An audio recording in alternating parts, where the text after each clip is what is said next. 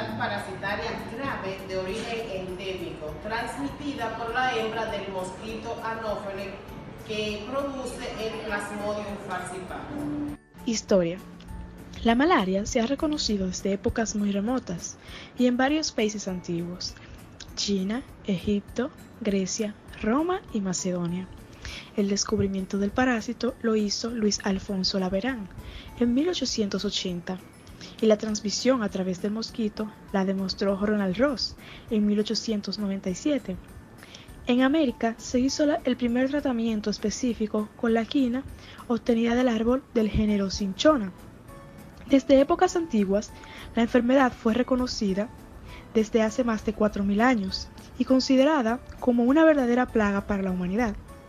En China se describió por primera vez la esplenomegalia ocasionada por la fiebre en el 1700 a.C. Se ha comprobado mediante técnicas inmunológicas y de biología molecular sobre material arqueológico la presencia de Plasmodium en varias momias disecadas. Empedocles, filósofo, poeta y médico griego, fue famoso porque alrededor del 480 a.C. libró a la ciudad ciliciana de la plaga febril mediada por el drenaje de pantanos. Fue un hecho histórico bastante sobresaliente porque, sin conocer el agente etiológico ni la forma de transmisión, aplicó medidas ambientales para su prevención. Es Hipócrates considerado el primer malariólogo. Ciclo de vida. En el mosquito se desarrolla el ciclo esporogónico, con reproducción sexual, en donde se producen los esporozoitos que pasan por la picadura al ser humano. En las personas infectadas se efectúa el ciclo esquizogónico, que se inicia con la invasión de los esporozoitos al hígado y continúa con la invasión a los eritrocitos, en donde se producen asexualmente, y son los responsables de la hemólisis. Además, en la sangre se forman los gametocitos que infectan a los mosquitos. Van a existir dos ciclos diferentes, uno que se desarrolla en el mosquito llamado ciclo esporogónico, en el cual hay reproducción sexual, y otro que se efectúa en el hombre con reproducción asexual, llamado ciclo esquizogónico. Patogenia. La patogenia de la infección por Plasmodium depende de varios factores: respuesta del hospedador, especie y genética del parásito, grado de infección y coinfección con otros microorganismos, edad, estado nutricional y sexo del paciente. Tendremos que la fisiopatología está basada principalmente en los cambios de los eritrocitos y las lesiones de varios órganos. Entre los cambios de los eritrocitos tendremos pérdida de la elasticidad, citoadherencia, transporte de oxígeno disminuido, liberación de toxinas y antígenos y aumento de la fragilidad. BAF. Al corte microscópico se observan sinusoides distendidos por glóbulos rojos y células mononucleadas. Los eritrocitos están parasitados y adheridos a las paredes, causando la marcada esplenomegalia. Hígado. El daño hepático es progresivo y puede llegar a causar insuficiencia hepática. Se encuentra una ictericia marcada, hemorragia y hipoalbuminemia, factores importantes para producir un edema cerebral y pulmonar. Cerebro. La malaria cerebral es una encefalopatía aguda y difusa. Entre su fisiopatología tendremos la siguiente: citoadherencia.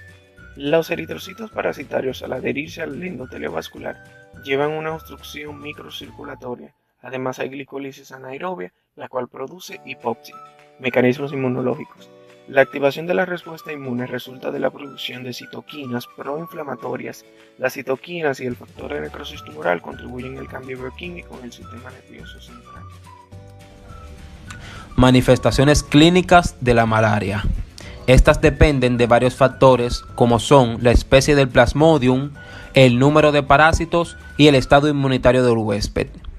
El periodo de incubación generalmente es entre 7 y 14 días, pero varía con los factores ya mencionados, lo cual puede acortarlo o prolongarlo. El cuadro clínico característico de la malaria aguda se resume básicamente en escalofríos, fiebre y sudoración, asociados a anemia, leucopenia y posteriormente esplenomegalia. La enfermedad tiende a la cronicidad, estado que se caracteriza por periodos de latencia con etapas de recaídas. En las formas crónicas, los signos y síntomas se presentan como en el ataque agudo inicial, pero algunos pacientes tienen cuadros clínicos irregulares. El término malaria severa implica una infección por Plasmodium falciparum con manifestaciones clínicas y complicaciones que son potencialmente fatales, como son una insuficiencia renal aguda, anemia severa, daño hepático, hemorragias y cambios bruscos de temperatura. Paludismo por Plasmodium falciparum, también llamada fiebre terciaria maligna o perniciosa, es la más grave. Tiene un periodo de incubación de 11 a 14 días. Los síntomas premonitorios pueden ser más marcados. Pueden variar entre obnubilación o somnolencia hasta un coma profundo. Se puede presentar cefalea intensa, cambios en la conducta y manifestaciones neurológicas. Paludismo por Plasmodium vivax y oval, también llamada fiebre terciaria benigna. Tiene un periodo de incubación de 5 a 15 días. Presenta síntomas como ataque agudo, escalofríos, fiebre alta y sudoración. La fiebre se repite cada 48 horas. Malaria por el Plasmodium malariae o fiebre cuartana. El Plasmodium malariae es una especie muy antigua como el parásito del hombre. Por esta convivencia más prolongada, la adaptación del parásito ha sido mejor y por consistente el daño al huésped es menor. No existen gnocitos en el hígado, lo cual hace que la sintomatología de la fiebre cuartana sea más benigna, más crónica y que rara vez se presenten sintomatología después de muchos años. La malaria cuartana es menos frecuente que la terciana. Su periodo de incubación es más prolongado y alcanza a pasar de 4 semanas en algunos casos. Los síntomas y ataques agudos son similares a los descritos del Plasmodium vivax, pero los próximos ocurren cada 72 horas, a menos que existan varias generaciones de parásitos. Diagnóstico del paludismo. La forma más utilizada para el diagnóstico del paludismo es la técnica de gota gruesa. Para esta modalidad se coloca una gota de sangre infectada en un portaobjeto limpio.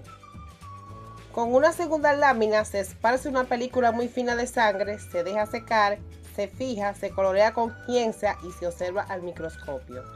Este método permite conocer el grado de parasitemia del individuo y mediante análisis morfológico de los parásitos presentes en la muestra puede diagnosticarse la especie.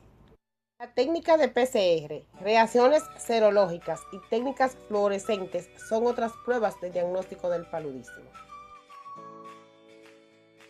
Dentro de la epidemiología de esta enfermedad tenemos que afecta a lugares como son África, América y Europa, ya que afecta a zonas como son zonas tropicales y subtropicales.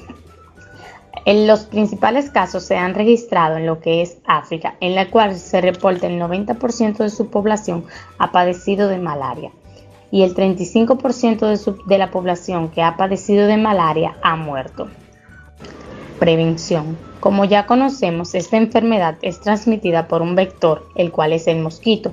Entonces debemos de evitar lo que son los criaderos de mosquito, saneando el área, limpiando lo que son los contenedores y zonas en las cuales se acumule agua. Debemos de utilizar ropa adecuada y de paso debemos de utilizar lo que son los repelentes. Tratamiento de malaria. Se han utilizado varios antimaláricos, unos con acción sobre los parásitos circulantes, otros que actúan sobre los parásitos en el hígado y algunos esterilizan los gametocitos. Se han demostrado resistencia de los parásitos para algunos antimaláricos. Se han propuesto varios esquemas de tratamiento según la especie de Plasmodium, las regiones y la resistencia a los antimaláricos. Se realizan básicamente dos esquemas de medicamento, primaquina y cloraquina. La primaquina es la más utilizada en dosis de 45 miligramos en adultos y en niños 1.6 miligramos por kilogramos de peso, una dosis única que se administra regularmente el tercer día. Tener en cuenta que no debe administrarse en niños menores de 5 meses ni en mujeres embarazadas en el primer trimestre de embarazo.